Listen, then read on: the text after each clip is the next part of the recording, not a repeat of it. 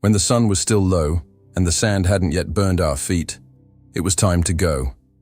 Before the men shouted, before the soldiers stirred, before the gates opened, we were already awake. Not out of bravery, not out of devotion, but because time in Egypt didn't wait for women. I was only known as daughter of, then wife of, then mother of. And like the others, I learned to live with a name that was never mine. I was a woman, and I was Hebrew. Those two things together meant very little. My tent stood on the edge of the workers' district. It wasn't pretty, not clean like the courtyards of the Egyptians, but it smelled of dough, warmth, and hope. Even if small, we were allowed 1 piece of bread a day, 2 jugs of water, and no choices. My husband worked with stones. The children, when grown, went to the fields or the kilns, and the women stayed with the clay, the fire, the children's cries, the aches of others, stayed with what was left behind, but also with what endured. I remember the first time I heard the drums from the palace. It was festival day. The Egyptian women walked painted, wearing gold necklaces, black-lined eyes, perfumed skin. We hid. The soldiers liked to remind us there was a difference. They said we were closer to goats than to goddesses, and sometimes they made sure to prove it. But fear wasn't what hurt the most. It was being forgotten. My mother used to say, a woman was like being sand. Everyone steps on you, but no one sees you. Even so, she taught me to sew, to boil water with leaves for pain, to shield others when men crossed the line. She taught me to remain silent with dignity, to hide a cry with a song, to smile with my eyes when there were no teeth left to show. That morning, like so many others, I left the house. With a jug on my head, cracked heels and a heavy belly, Marcos, the youngest, was still inside me, and the world was already too harsh for him. But deep inside, something told me that even in Egypt, God could see. He didn't speak, didn't answer, but he saw. And sometimes that was enough not to give up. Women in Egypt had their own world. Not the temples, not the markets, but the dirt courtyards, the washing basins, the heat of kitchens filled with smoke. That's where life really happened. While men spoke of war, taxes, and construction, we spoke of births, of chest pains, of children who wouldn't sleep, of husbands who returned with different eyes. Egyptian. Men spoke loudly. They commanded, marched, decreed, but the ones who held the invisible weight of life were us. In the Hebrew quarters, women learned early that their voices didn't cross walls, but they could cross generations. We had eyes trained to read gestures. We knew when a girl had been touched without permission. We knew when a husband had struck harder than usual, and even so we carried on. We hauled jars of water with aching spines, boiled broth for others while silently fasting, split what little bread we had. And when a child was born, we smiled, even when we knew it might not last. The midwife's name was Elna. Her hands were firm, her wrinkles shaped not by age but by all she had seen and never said. She would knock twice on the wooden beam, then enter barefoot, soul clean. Children were born on straw mats with warm water and boiled cloth. No perfumes, no songs, only breathing, pain, and sometimes too much silence. The men didn't know this. They didn't see. They thought building pyramids was harder than giving birth without rest. But we knew. We knew the kind of pain that lives inside, can't be carved in stone. We knew there was strength in knees that knelt to scrub the floor, courage in toothless smiles, grace in comforting without answers. That morning I returned from the well with a crooked jug. My arms ached, and Marcos kicked inside me like he was eager to leave this world. I stopped by my neighbor's door. Her daughter had vanished 3 days earlier. The soldiers had passed through. Left no words, only a small handful of dates on the windowsill. It was all I could offer, all any woman could offer in those days. To help, to remain silent, and to stay alive. None of us had names in the palace records. The Egyptians wrote down the names of men, oxen, even war boats. But Hebrew women didn't count. We were many, and at the same time, none. The scribe said it was useless to record what could be replaced, and women could be replaced. If one died, another washed in her place. If one gave birth, another nursed. If one disappeared, no one asked why, because everyone already knew. Even without names, we had stories. A girl named Dahlia, or that's what we called her, cut her hair so the soldiers wouldn't notice her. It worked for a while, until one of them realized that cutting her hair didn't erase her eyes. She was never seen again. Another, much older, prayed every night in the corner of the courtyard. She said her father's God wasn't dead, just silent. We laughed inside. But let her pray, because sometimes praying for someone is the only way not to lose your own faith. I prayed too, not aloud, not with memorized words, but with my eyes. When Marcos kicked inside me, I'd say, "Hold on, my son. It's not time to be born yet." Because I knew what awaited boys out here. I knew the decree, the eyes watching every birth. The Egyptians were afraid we'd multiply, afraid we'd grow so many. We'd stop being slaves. So boys became threats, and threats became sentences. Women began hiding their bellies, giving birth in silence, trading living babies for lifeless ones to fool the guards. Some ran, others buried their children alone at night. They didn't scream, didn't collapse, didn't revolt. They just washed clothes the next day, as if nothing had happened. But we knew. We knew when a woman's eyes didn't shine anymore. Our names disappeared, but the emptiness left behind. No one could erase, and still, day after day, we went on, with cloth in hand and unspoken promises in our hearts. And sometimes, between the boards of our mud house, I felt that God still knew my name, even if the world had forgotten it. That's what they said when they didn't want us involved. Men's business. The taxes, the stones, the labor, the decisions, the wars, all of it belonged to them. But the blood, the loss, the longing, the waiting, those stayed with us. My father said a man had to be firm enough not to love too much. He never hugged me. Not on my wedding day. Not the day my first child was born.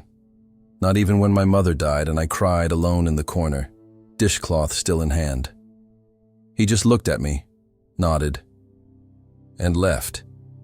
That's how they learned to be men, and that's how we were taught to accept it. In Egypt, Hebrew women lived among what remained. There was time left between chores, and we embroidered. There was leftover flour from the men's rations, and we made thin cakes for the children. There was space behind the house, and we planted herbs for fever. Everything that was small became a world. The work camp was 2 days' walk away. Some men were gone for weeks, others never returned. They said the stones were heavier now, or the whips faster, or the food weaker. Sometimes they just said, "He didn't make it." And that was it. We'd wash the stained tunic and store it in a cloth, cut a lock of the dead man's hair and hide it in a box. And then carry on, because the world didn't stop, because Egypt didn't stop. Marcos wasn't born yet, but I already thought about him. What kind of world awaited a boy like him? Would he carry stone, be another number in the yard, or be taken from me before he even opened his eyes? That was the part I didn't say aloud, not for lack of trust, but because no one had answers. Hebrew women didn't ask big questions. We did what we could with what we had. And God, well, God was men's business too. He belonged to Moses, to Abraham, to Joseph, to Pharaoh speaking to his gods atop the temple. God wasn't ours. But even so, when the night fell and everyone else slept, I prayed with my face to the wall of clay, and I asked, "If you hear me, just this once, let my child live." In our village, we didn't speak the soldiers' names. We knew who they were. We knew the sound of their boots, the smell of their clothes, even the rhythm of some of their breathing, but we didn't say their names. As if naming them meant letting them live inside our heads too, and the body was already enough. They came at night, especially when Pharaoh had a new fear. The order was clear: Hebrew boys must not live.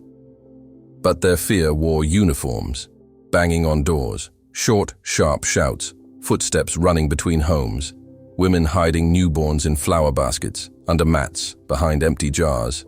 Some cried and were found, others didn't cry and survived, at least for one more day. My neighbor gave birth in secret. The baby's name was Nathaniel, though no one called him that.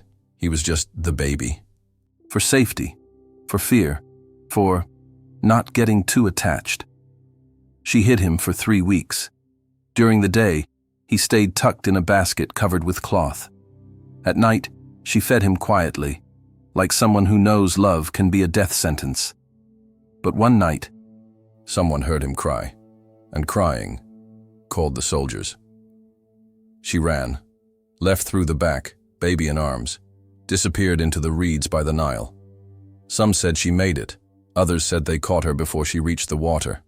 The truth: no one knew, because we also learned to forget what hurts too much. That night, I slept on my side, arms wrapped around my belly, as if that could stop someone from tearing Marcos out of me. It didn't, but it was all I could do. The midwives began, refusing out of fear, out of shame. Some started lying to the soldiers, said the babies were born lifeless, or that they didn't know where they were. The older ones prayed before each birth. The younger ones cried afterward. But they all knew a Hebrew boy might cost a mother everything. Still, some kept getting pregnant and giving birth with hope, as if love were more stubborn than Pharaoh's decree. Back then, no one made plans for next month. We barely made them for the next day, and sometimes not even that. Because in Egypt, the future of a woman always came wrapped in a dark cloth, and the names of the soldiers remained unspoken. But God, even in silence, still knew the names we were too afraid to say. In those days, everything came down to one question: where do you hide a boy? The answer changed from house to house, from woman to woman, from one day to the next. Some dug shallow holes behind the tent, lined them with thick cloth, and laid the baby between the mud and hope. Others claimed the child belonged to someone else, and some said nothing at all. One woman in the village pretended she had a girl, dressed the baby in clay-colored wraps, gave him a flower's name, and braided the hair he didn't have. He lived for 3 months, then cried too loud one night. And the disguise died with him. The safest place to hide a boy was the womb. But even that didn't last long. Marcos kicked with strength. Maybe he didn't know what awaited him, or maybe he did, and kicked in protest. I'd spend hours with my hand on my belly, as if holding a door shut against the world. It was useless, but it was all I had. I tried to dig behind the house. The soil was hard, the shovel old, but I dug with arms more afraid than strong. I buried empty clay pots. If someone knocked, I'd say I was hiding food. And Marcos? I didn't know. Maybe the Nile, maybe the desert, maybe a miracle. Some women dreamed of chariots of fire, of angels pulling their babies from soldiers' hands, of the sea parting long before Moses. But most of us just dreamed of sleeping, without fear, without watchfulness, without flinching, a full night of sleep was, for a Hebrew woman, a rare kind of blessing. That evening, I sat in the kitchen corner. Light slipped through holes in the roof. The clay floor was warm, and I felt small. Marcos kicked. I cried without sound. Outside, the soldiers were laughing, over wine maybe, a woman, or a world where laughter still fit. That day, I did something I had never done. I asked for a sign. Not a miracle. Not a voice. Just a sign. Anything to say, I still see you. But the sky stayed the same. Dry gray, no thunder, no wind, no reply. And still I kept asking, because even if I didn't know where to hide a boy, I still believed God might know where to hide a mother. There are days when nothing happens. No one knocks at the door, no one shouts, no one bleeds. And even so, and those days still hurt. Because they're the days when fear grows in silence, like the root of a bitter plant growing inside us.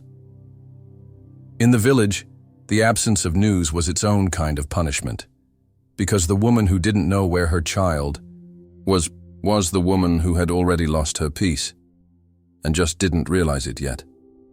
I saw it in their eyes, even in the ones who smiled. The smile only reached halfway up the face. The rest stayed hidden behind headscarves and lowered eyes. My belly kept growing, and with it, the urgency. The neighbors stopped asking when I'd give birth, because in Egypt a Hebrew pregnancy was like a candle in a storm. No one knew when or if it would go out. I didn't make plans either, but I started to sew, took scraps from torn dresses, from frayed sheets, and stitched together little wraps, pillowcases, small blankets.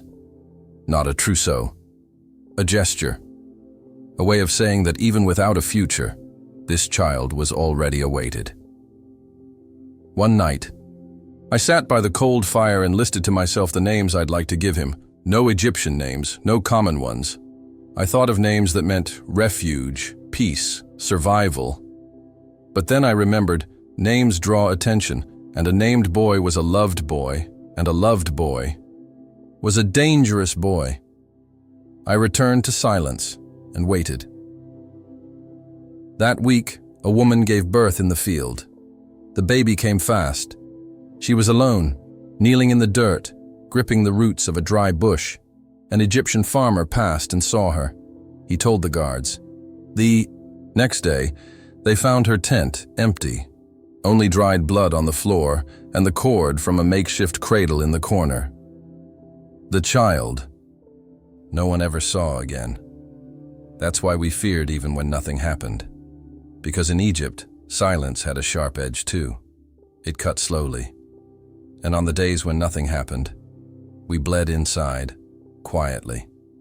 Still, every night, before sleep, I'd place my hand on my belly and whisper, if he's only meant to live one day, let that day be with me. By the banks of the Nile, between the tall reeds and the wet mud, there were dozens of baskets. Some were used to carry stalks, others to dry clothes, but there were others too, the ones we made to let go. I made my basket in a hurry, and with care, with trembling hands but faithful ones, with reeds dried in the sun and woven with the invisible thread of desperation. It wasn't beautiful, nor sturdy, but it was mine, and maybe his. We all knew how to make baskets. It was taught from a young age. But no one ever told us that one day it would be the last thing we'd see of our child. We knelt by the riverbank, lined the inside with cloth, sealed the cracks with tar, tested. The weight with a small stone. It was a sad science and a quiet one. The woman who placed her baby in the river. Didn't expect to see him again. She hoped he'd live, but far away. She hoped someone would find him, that someone would raise him, that God, even silent, would still do something. I hadn't let Marcos go yet, but the basket was ready. It stayed, hidden beneath the mat in the back of the house, and every night before sleep, I touched it with the tips of my fingers, as if asking, Is this the way he'll escape? In the village, no one talked about the baskets, but everyone knew. When a woman stopped sewing baby clothes and began weaving reeds, the others understood. It was time. The birth was near. So was the sentence. And between the two, there was only the basket. One morning, I saw a woman release hers before sunrise. She went alone, walked to the bend in the river, kneeled in the mud, and placed the baby inside without looking back. The basket floated away, and she stayed. With her, hands still shaped like a cradle, but empty. She returned without a word, and no one asked, because every mother who returns without her child carries an answer inside her silence. That night, I dreamed of Marcos looking at me from inside the basket. He didn't cry, didn't smile. He just stared, and in the dream, he didn't drift away. He stayed, caught in the reeds, as if waiting for a decision I still didn't know how to make. That morning, the sun seemed lower than usual, but it wasn't the sun that had changed. It was me. Everything was the same. The smell of wet clay, the sound of rushed footsteps, the women whispering their pain while washing yesterday's laundry. But inside me, something no longer moved. The work waited, the body obeyed, but the heart didn't want to be part of it anymore. I felt like the basket, too ready and too light, waiting for a baby who hadn't yet been born, but already carried the weight of all the choices I never got to make. The house was quiet. The cloth door trembled in the wind, and I could feel the contractions, like soft waves, short, sure. It was the signal. Marcos was coming. I knelt in the corner of the room, placed a hand over my belly, and prayed. Not for courage, not for strength, just for meaning. Because, if God was still with me, I needed to know why. Why bring a child into a world where boys are condemned before they open their eyes? The midwife took long to arrive, Elna, the same as always, but her eyes were different that day. She asked nothing. Didn't smile, just prepared. The water, the cloths, her arms, and waited. The pain came in waves, but it wasn't just pain. It was rupture, of body, of time, of faith. Marcos was born before noon, in silence, eyes open, breathing soft. The cry came late, but came, and when it did, something inside me shattered. A sound that said, "Now you know what you could lose." Elna wrapped him in cloth. I held him for a few minutes. Minutes that lasted longer than many years of my life. And I thought, how can love be so big in so little time? But the real question was, how do you let go of someone you just met? The contractions were gone, but the ache remained. It was the day everything stopped. The world, the neighbors, the soldiers. They kept going, but inside me, time no longer moved. I sat there, with Marcos in my arms, the basket by my feet, and God, silent, and the certainty that night, I would have to decide. I spent the rest of the day on the floor, with Marcos in my arms, the basket beside me, and my heart already broken, long before it understood why. Elna left without a word, maybe because she knew there was no blessing that fit inside that house. I stayed there until the sun began to fall, the golden light hitting the clay walls like a memory of beauty, even when it hurts. Marcos slept, tiny breaths, fragile body, hands curled as if holding something invisible, and I just watched, memorized his face. Every detail, the curve of his ear, the soft sound of his breath. I memorized it the way you do when you know you're going to forget. The neighbors passed, whispering, avoiding eye contact. They knew. Everyone knew. By now there was no space for questions, only a silent understanding. The pain of one woman. is the pain of them all. I thought of running, digging, a hole, fleeing into the desert with my baby strapped to my chest. I thought, if they come for him, let them take me too. But fear was greater than courage, and hope, too small to challenge reality. I didn't want to die, and I didn't want him to die either. And in Egypt, that was an impossible choice. So I did what many had done before. I took the basket, lined it with the cleanest cloths I had, placed herbs around the edges to ward off insects, sealed the bottom with pitch and touched it with my hand. It was sturdy, but my chest wasn't. I dressed Marcos in a soft linen wrap, the last piece from my mother's wedding dress. She would have understood. I pressed him to my face, breathed in his scent like water in a desert, and whispered his name. Only once, as if naming him was the holiest form of baptism. I didn't cry, not because I was strong, but because I was empty. Tears had dried long before the milk, and in that moment, there was only one thing left inside me. The hope that God could reach him where my arms no longer could. When night came and the sky showed its first stars, I laid him in the basket. Marcos didn't wake, just turned his head slightly, as if sensing the absence, and I knew. It was time. Not because it was safe, not because it was right, but because it was all I had left.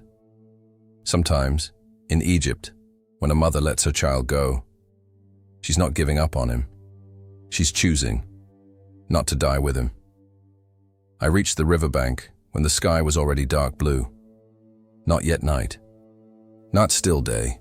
A suspended moment, like me.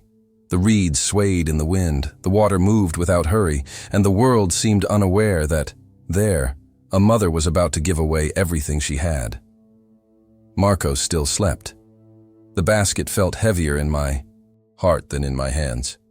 Every step to the water was a battle between reason and despair, and there was no one to hold my hand. No voice, no shadow, no angel, only me, and God, if he was still there. I knelt in the mud, didn't care about the dirt, the cold, or the smell of old water. I knelt because it was the only way to do it. You don't give up a child standing. You give him up on your knees. Place the basket on the still water. But I didn't let go. Held it with both hands, as if my touch could still protect Marcos from what lay ahead. The river wasn't cruel, but it was blind. It didn't know who was inside. Didn't see Hebrew or Egyptian. Didn't promise where it would lead. It just carried, and I had to let go. I whispered his name one more time, softly, like sealing his soul with sound. I asked forgiveness for not having another choice, for not being able to fight longer, for not being enough to protect him. But I also gave thanks for having known him, for holding him, for calling him mine, even for a little while. I released the basket. My hands hovered, trembling, still reaching for what wasn't there. The basket floated, slowly, carried by the quiet current. I stayed there on my knees, eyes fixed, watching it disappear among the reeds. Didn't cry, didn't scream, didn't fall apart, just stayed. With an empty lap, with a full heart, with a soul suspended. Some women said the Nile was like another womb, one that takes and sometimes returns. That night I hoped it was true, but I didn't pray for him to return to me. I only prayed that he live wherever, with whoever, that he be given a chance, and that one day, even without knowing my name, he would know he had been loved. The next day, the sun rose like always, as if nothing had happened. Birds flew, children ran barefoot through the village, Women washed clothes and whispered the same things they whispered yesterday. But inside me, the world had stopped. I walked back home slowly. The dirt road, the crooked steps, the torn cloth at the entrance, everything was in its place, except me. The basket was no longer under the mat. The linen cloth had gone with it, and my womb was now only silence. I lay down without saying a word, closed my eyes, and stayed there for hours, maybe days. I didn't sleep, but I didn't fully wake up either. That's how we survive when we don't want to die, but no longer know how to live. Elna came by to see if I needed anything. I didn't answer. She touched my arm, left a bowl of porridge nearby, and left without asking a single question. Because a woman who's given her child to the river doesn't need to explain anything. She only needs to breathe.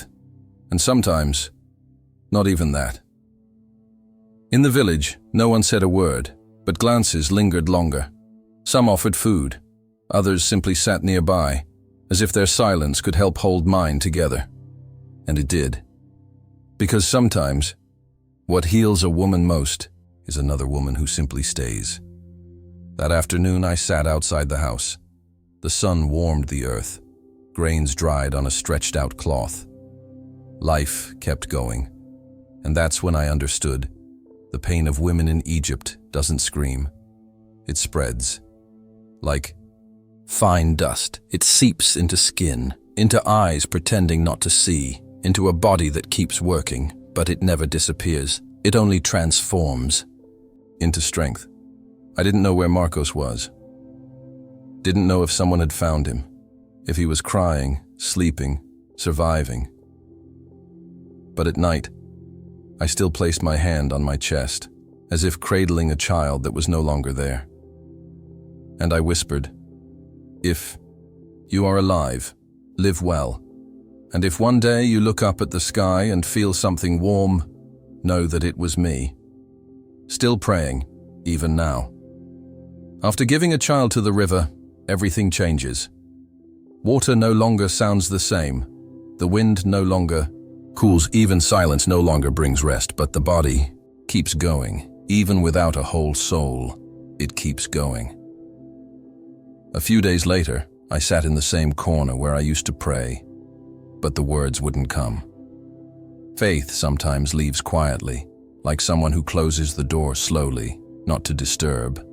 And I didn't know if it had left or was just sleeping. I started noticing things I used to overlook.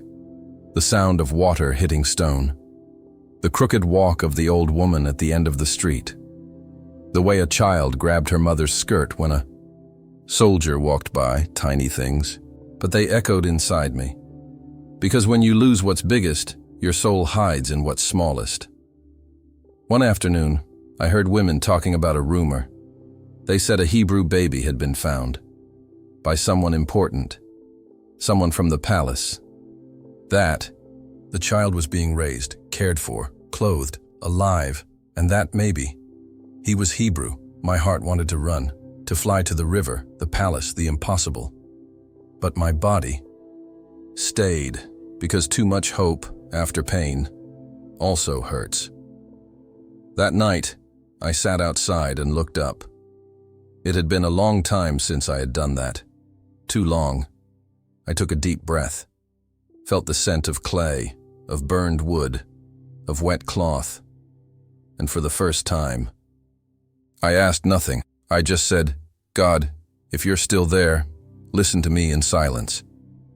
And I went to sleep. No sign, no vision, no answer, but something new, a tiny space inside where pain was no longer the only thing alive. Time passed, not like in the stories, where days rush by and wounds close in the next paragraph. It passed the way it really passes for women who've lost something the world never even saw. Slowly, without warning, without clear comfort. The pain, the one that once tore, became only weight. It didn't hurt all the time, but it was always there. In the moment, I swept the floor. In the moment, I hung the laundry. In the moment, my arms lay empty with no one to hold.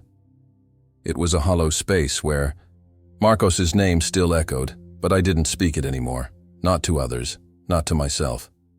One morning, I woke up knowing I had dreamed of him, but I couldn't remember the dream. I only woke with the feeling that he was well, not near, not with me, but alive, and that alone was a miracle. I went to the river. Alone. No basket. No cloth. No request. I sat at the edge and watched the current, as if it were an old friend I owed nothing to. For the first time, the key. River wasn't my enemy or my confidant. It was just the river, and maybe God lived there, too. In the waters that carry things away, in the silences that don't explain, in the spaces no woman can control. I was not the same. I never would be. But I was not only the mother who lost. I was the woman who had lived, who gave, who surrendered. Everything, even knowing she might never get anything back. And maybe that's faith. Not what you feel, but what you choose to keep doing. Even when you feel nothing at all. That night, I slept without placing my hand on my chest, not from forgetting, but from gratitude. Marcos was where God had placed him, and I was too, in the middle of the world, in the middle of the pain, in the middle of the silence, but alive, and with a small, steady, new kind of peace, like a sprout pushing up between stones. Some say time fades everything, but I don't believe that. Time doesn't erase. It only softens the corners, quiets the echoes. But what was once deeply loved stays, even if no one else sees it, even if it's never spoken again. Sometimes I pass other women in the village, some young, some older, some with babies on their backs, and I wonder if they too have given a child to the river. Not all pain shows on the face. Some just lives quietly, beneath the ribs. I've come to believe that God doesn't always answer with miracles. Sometimes he answers with endurance. He lets us live. He lets us keep going. And that is no small thing. Marcos would be a boy now, maybe taller than me, maybe with my mother's eyes. I don't know, and I never will. But that doesn't stop me from loving him, even in absence, even in silence. Even when the years pile up like stone upon stone.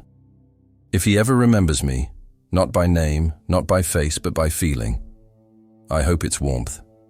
A moment he can't explain, when something quiet held him when he cried. A comfort in the dark. A peace without a source. That will be me. Still praying. Still. Loving, still here. A mother who let go, but never truly left.